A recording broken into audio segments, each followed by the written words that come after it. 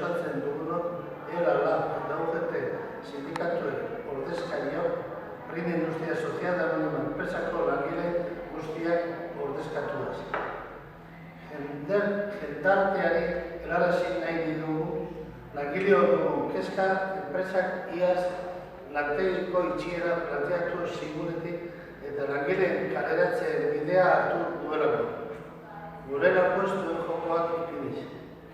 Enpresako zuzendaritzak argi izan digu foruko lantoki hau Prima Industria Sozial Anonima itxi egin nahi duela, langilea kale gorrian utziaz.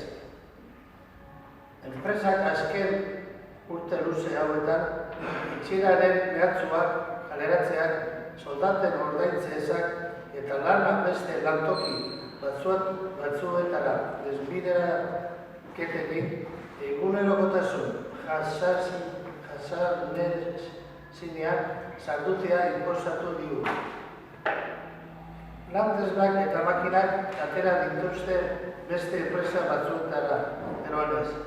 Azpi kontratazioa erabili izan dute eta enpresa irteerarik gabe utzi arteko erabakiak hartzen joan dira, gaurko egoera ekarri arte, itxierarako arteak arte.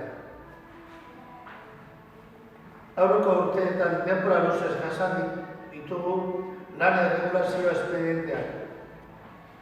Soldata murriztu dizkigute, bide madarikatu honetan genituen onura sozialak ere utzi arazi dizkigute.